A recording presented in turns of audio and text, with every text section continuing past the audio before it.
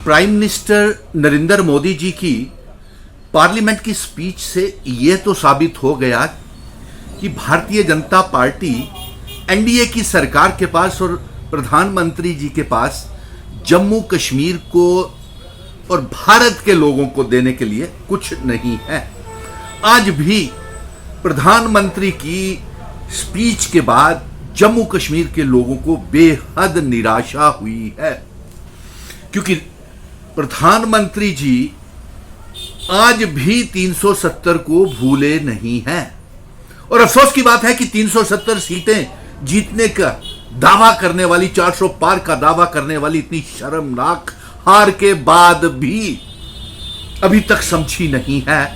और जम्मू कश्मीर के लोगों की कहने लगे कि इतना वोटिंग टर्नओवर इसलिए हुआ है कि हमने 370 को हटाया है। नहीं साहब, इतना वोटिंग टर्नओवर जम्मू कश्मीर में इसलिए हुआ है कि जम्मू कश्मीर के लोगों ने आपके 5 अगस्त 2019 के फैसले को नकार दिया है। और वो फैसला है जम्मू कश्मीर को रियासत को तोड़ करके मामूली सा यूनियन टेरिटरी बनाना, हमारा विशेष अधिकार छीनना, हमारी डोगरा रियासत महाराजा हरि सिंह जी की रियासत को तोड़ करके, उनके तमाम बनाए हुए कानूनों को तोड़ करके आपने जो गुनाह किया है, इसको वो फैसला आपका मंजूर नहीं है। इसलिए पार्लियामेंट के चुनावों में आपकी वो जो दावा करते थे 370 सीटों का, वो आकर के 240 सीटों पे सिमट गया।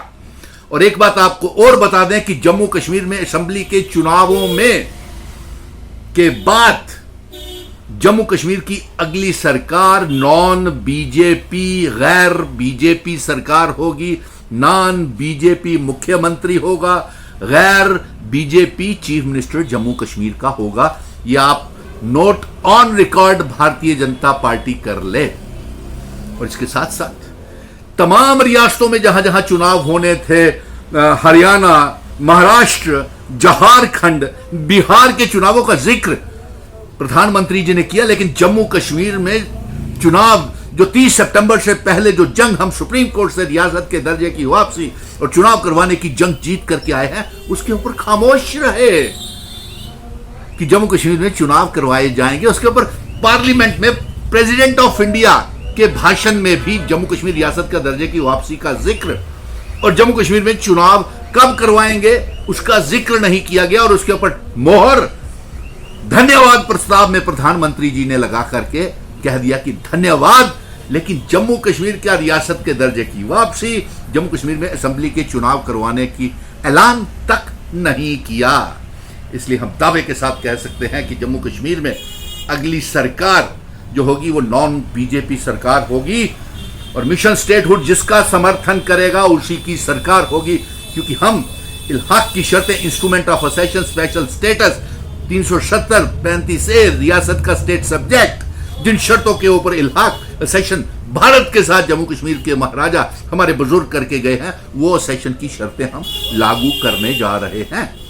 और बहुत अफसोस हुआ कि 5 अगस्त 2019 के बाद ही, ये स्पेशल स्टेटस एब्रोगेशन के बाद ही, विशेष अधिकार का दर्जा छीनने के बाद, स्टेट सब्जेक्ट छीनने के बाद, महाराजा हरि सिंह जी की डोगरा रियासत को यूनियन टेरिटरी और बंटवारा करने के बाद ही जम्मू कश्मीर की बर्बादी शुरू हुई है। आप मंद बुद्धि ही बालक बोलते रहे, न जाने किसको बोलते रहे, न जाने कौन सी इमरजेंसी की बात कर रहे हैं आप लोग, न जाने कौन सा दाव पेच खेलने की कोशिश कर रहे हैं। लेकिन 5 अगस्त 2019 के बाद तो हम जिंदा जीती जागती इमरजेंसी की मिसाल 2014 के बाद पूरा मुल्क देख रहा है। इसीलिए तो पूरे मुल्क ने आपसे तंग आकर के जो आपके दावे 370 सीटें जीतने का, 400 पार का दावा था, उसे विफल कर दिया।